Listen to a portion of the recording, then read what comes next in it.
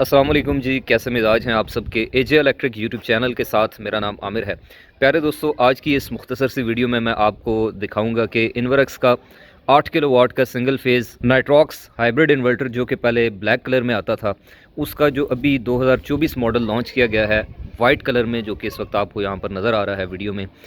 इसके अंदर क्या क्या चेंजेस की गई हैं, क्या क्या कंपनी ने तब्दीलियाँ की हैं, ताकि हमारे जो इंस्टॉलर्स दोस्त हैं या फिर इसके अलावा जितने भी एंड यूज़र जो कि इसको ख़रीदने का सोच रहे हैं, उनको थोड़ा आइडिया हो जाए कि नए और पुराने मॉडल के अंदर क्या क्या डिफरेंसेस हैं। तो सबसे पहली चीज़, एक तो इसका कलर जो है वो ब्लैक से वाइट कर दिया गया है और थोड़ा सा साइडें जो हैं वो इसकी गोल कर दी गई हैं।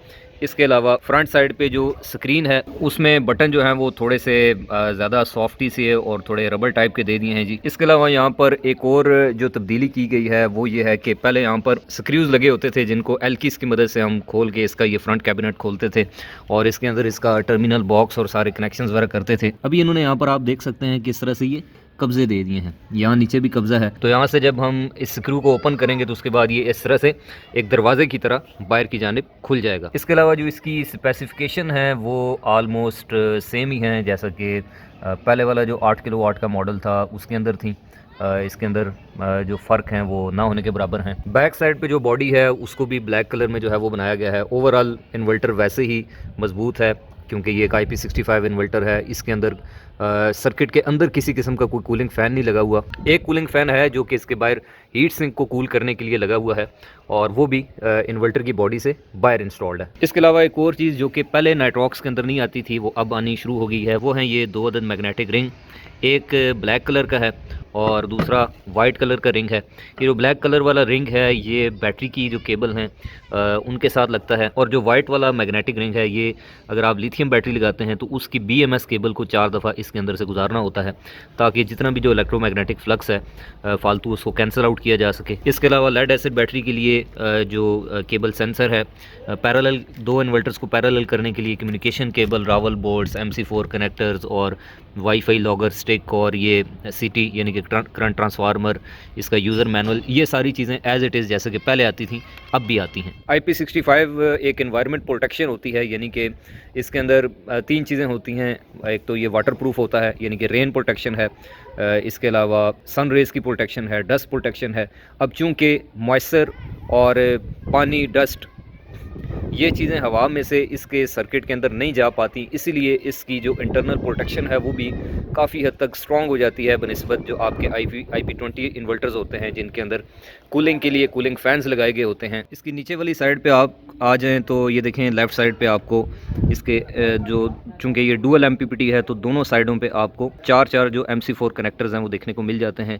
कम्युनिकेशन पोर्ट्स हैं, जनरेटर या हैवी लोड या जिसको हम स्मार्ट लोड कहते हैं उसकी पोर्ट, फिर लाइट लोड की पोर्ट, ग्रिड के टर्मिनल और नीचे बैटरी की टर्मिनल एज़ इट इज़, यानी कि ओवरऑल डिज़ाइन वही है, सिर्फ इसकी जो शेप है ऊपर से वो थोड़ी सी गोल मोल कर दी है, बाकी इन्वर्टर सेम टू सेम वैसे ही है। इसके अलावा एक और तब्दीली जो इसके अंदर मुझे नज़र आई है वो ये है कि पहले यहाँ पर पुराने वाले मॉडल में 4 अदद लाइट्स होती थी, AC, DC, नॉर्मल और अलार्म की, तो उनको ख़त्म करके अब यहाँ पर आपको नज़र आ रहा होगा कि ब्लू कलर में नाइट्रॉक्स लिखा हुआ है।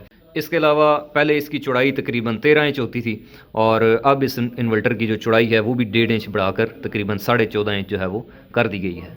बाकी एक चीज़ जो कि पाकिस्तानी मार्केट को देखते हुए अभी कंपनीज़ को इसकी तरफ ध्यान देना चाहिए वो ये है कि अभी तकरीबन पाकिस्तान में जितनी भी जो डिस्कोज़ हैं यानी कि सप्लाई कंपनीज़ जैसे आइस्को, फेस्को, लेस्को वगैरह, ये सिंगल फेज़ इन्वर्टर के ऊपर आपको नेट मीटरिंग का लाइसेंस नहीं देती।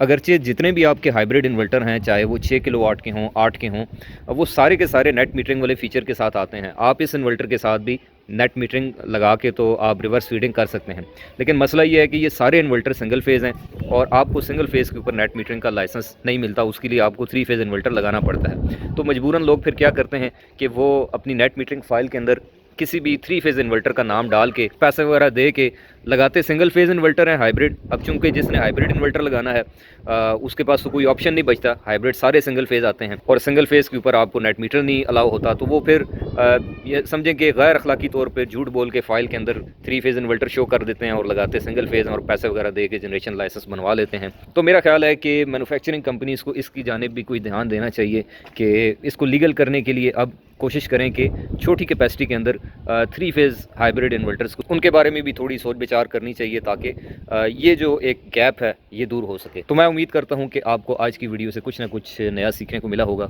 इंशाल्लाह आपसे मुलाकात होगी नेक्स्ट वीडियो में, तब तक के लिए खुदा हाफिज़।